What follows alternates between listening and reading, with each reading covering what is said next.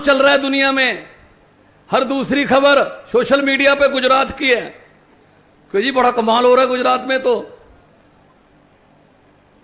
वैसे मैं पंजाब से हूं, पंजाब वाले जल्दी जल्दी किसी को अपना रिकॉर्ड तोड़ने नहीं देते, लेकिन मैंने मुख्यमंत्री जी को और केजरीवाल जी को बोल दिया है कि इस मामले में हम छूट दे सकते हैं।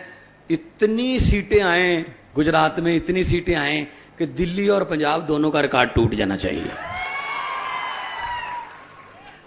तो पता चले कि गुजराती लोग हैं वो रिकॉर्ड तोड़ते हैं। ये अपोजिशन वाले, कोई कहता है हमें ये बीजेपी की बी टीम है, कोई कहता है ये कांग्रेस की बी टीम है। भाई साहब, हम किसी की बी टीम नहीं है, हम 6.25 करोड़ गुजरातियों की ए टीम है, लोगों की। हम 130 करोड़ भारतीयों की ए टीम है, और बिल्कुल पारदर्शी सरकार चलती है। दिल्ली में देख लो, बिजली फ्री है, पंजाब में भी बिजली फ्री कर दी 1 जुलाई से। 1 जुलाई से हमने गारंटी ली थी इलेक्शन के समय कि हम 1 जुलाई से बिजली फ्री कर देंगे, हमने कर दी। 50 लाख घरों को जीरो बिल आया है जी, 50 लाख घरों को। यहां क्यों नहीं आ सकता? आ सकता है, नीयत चाहिए, बस नीयत चाहिए, नीयत। एक बार मौका दे दो।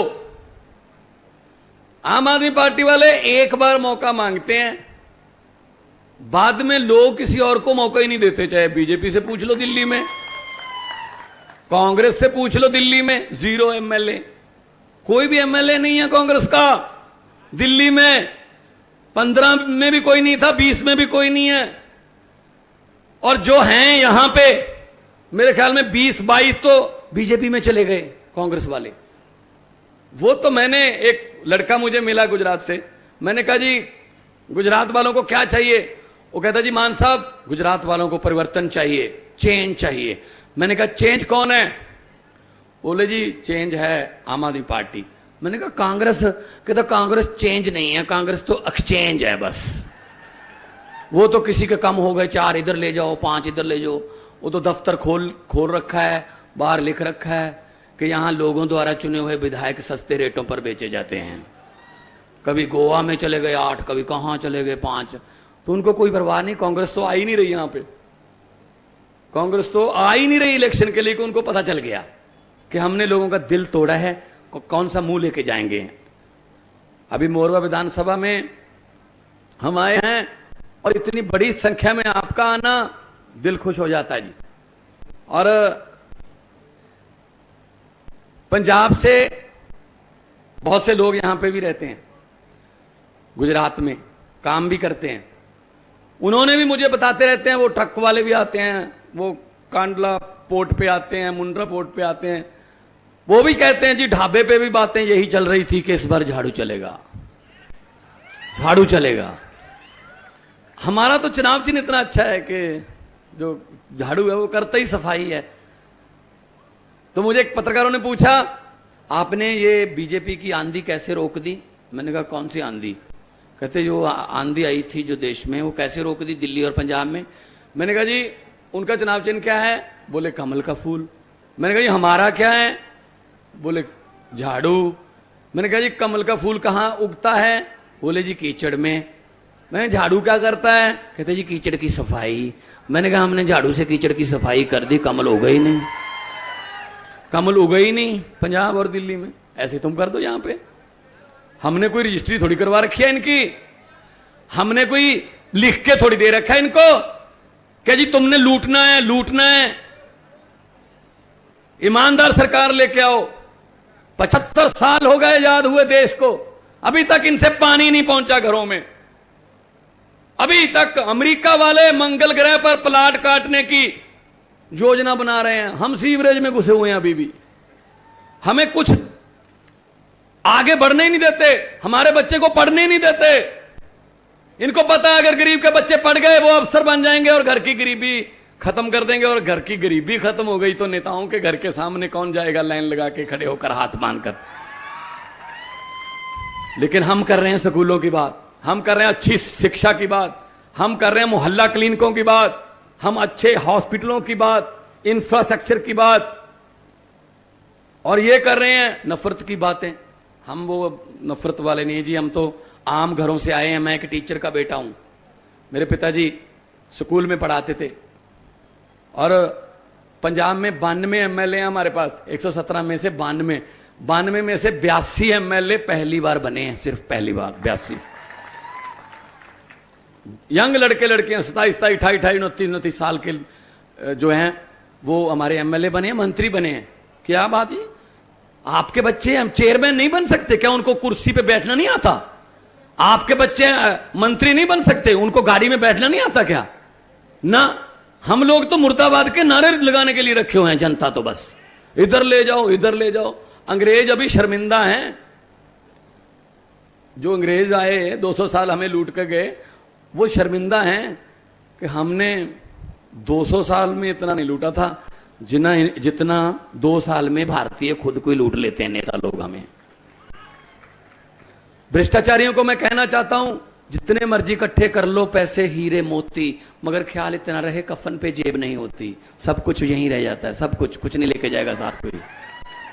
बद्दुआएं लेके क्या करोगे? गरीबों की बद्दुआएं ले रहे हैं ये। सो मैं ना तो मैं मोरवा में मैंने पहाड़ खरीदना है, ना ही मैंने मोरवा में मेरे चाचे के बेटे को कोई माफिया में हिस्सा डलवाना है, ना ही मैंने कोई ठेका लेना है यहाँ पे बिजली का या किसी और का। मैं तो सिर्फ आपको ये बताने के लिए आया हूं कि पंजाब में भी पहले ऐसे ही चलता था, 5 साल वो, 5 साल वो, 5 साल वो, 5 साल। इस बार उन्होंने बदल लिया और पंजाब की दशा और दिशा सुधरने लगी है। ऐसे ही गुजरात की दशा और दिशा बदल जाएगी, एक मौका देगी, एक मौका।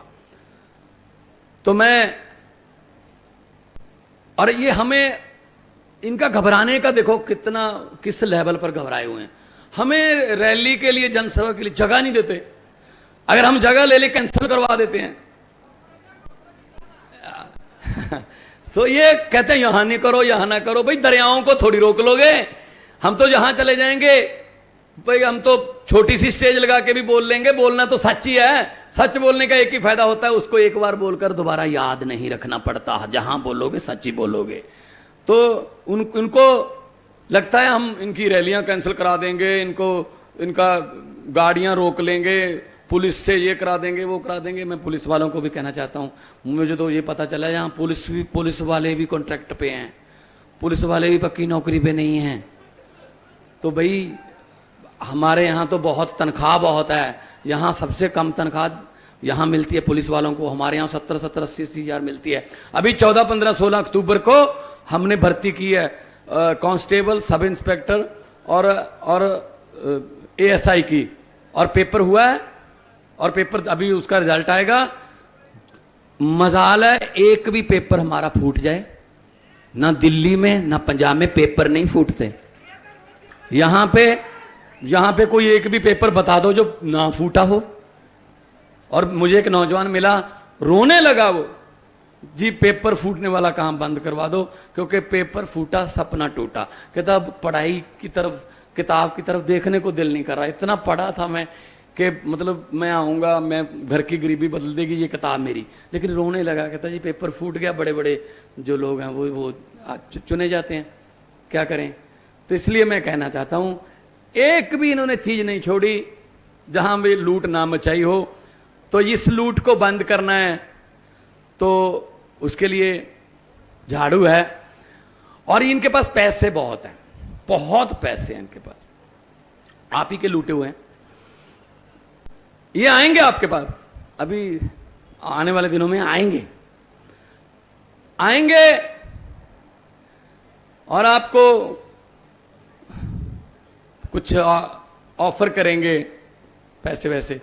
मेरी हाथ जुड़ के मोरवा वालों को बेनती है, अगर ये आए और ऐसा करें, मना मत करना। लक्ष्मी है घर पे आनी अच्छी लगती है। हाँ, वो पकड़कर उनको बोल देना कि हाँ, और जिस दिन इलेक्शन होगी, चुनाव होंगे, अंदर जाके झाड़ू वाला बटन दबा के बोल देना कि हाँ, जो समझ गए वो ताली बजा सकते हैं, बाकियों को माफ है। और क्या मोरवा समझदार इलाका है, सब समझ गए जी।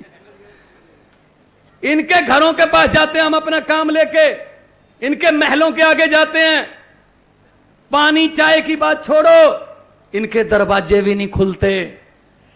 एक छोटी सी विंडो रखी होती है, उसमें से पिए अपना मुंह निकाल के बोल देता है साहब है नहीं, अगले बुधवार को आना। चक चक चक। अभी ये आपके घरों के कुंडे खड़काएंगे, अभी आपके घरों के दरवाजे खटखटाएंगे। मोरवा वालों, बदला लेने का समय। अंदर से ही बोल देना, कुंडा मत खोलना, अंदर से ही बोल देना हम आज घर पे नहीं है, इलेक्शन के बाद आना। इनको भी पता चले किसी दर से खाली परतने का, खाली वापस लौटने का दर्द क्या होता है, इनको पता चलना चाहिए। ये बचपन खा गए हमारा, जवानी खा गए, बुढ़ापा खा गए, ये चारे खा गए, ये सड़कें खा गए, दवाइयां खा गए, पढ़ाई, क्या छोड़ा इन्होंने, क्या छोड़ा इन्होंने, सब खा गए। लेकिन हिसाब होगा। जनता चुप रहे 5 साल, जनता होंठों को सीले 10 साल, जनता सब्र कर ले 20 साल, जनता दिल पे पत्थर रख ले आप लोगों की तरह 27 साल। लेकिन 27 साल के बाद जब जनता जागती है ना, उठती है ना, फिर 27 साल का हिसाब भाई साहब 27 मिनट में ले लेती है जो जनता। ये गलत फहमी में ना रहें कि हमने कमा लिया, वो तो हमारी जेबों में आ गया। जो आपका पैसा लूटा है, जो गुजरात का पैसा, देश का पैसा लूटा हुआ है इन लोगों ने, वो एक एक पैसा का हिसाब इनसे साथ करेंगे और ब्याज समेत वो पैसा आपके पास वापस आएगा, वापस आएगा। दोनों हाथ ऊपर करके 2 नारे लगाऊंगा। ये भगत सिंह, राजगुरु, सुखदेव जब नारे लगाते थे, उन्होंने इनकलाब जिंदाबाद बोला था, चेंज, इनकलाब का मतलब बदलाव। तो तब जब वो नारा लगाते थे तो अंग्रेज थर थर कांपते थे। तो इसीलिए मैं आपको कह रहा हूं आज उनकी भी आत्मा को सुकून मिल जाएगा, भगत सिंह, कि चलो हैं अभी जिन्होंने हमारा दिया, इनकलाब वाला बुझने नहीं दिया। तो दोनों हाथ ऊपर उठाकर ऐसा नारा लगाएं, ये बड़ोदरा तक आवाज जाए, ये गूंजे आसमां, और जो भ्रष्टाचारी बैठे हैं, या 2-4 तो 10-15 तो आए भी होंगे सुनने के लिए, उन्होंने अपने आकाओं को बताना भी है जी काम खराब है, इधर मत जाना, अब इधर तो लोग पलट गए हैं। तो थोड़ा उनको पता चलना चाहिए कि नारा दिल से लग रहा है। इनकलाब, इनकलाब, वंदे, जय जवान, बोले सो निहाल। बहुत बहुत धन्यवाद, आपने मुझे इतना प्यार से सुना और इतना संयम से सुना। तंदुरुस्त रहिए, खुश रहिए, तरक्की करें। बहुत बहुत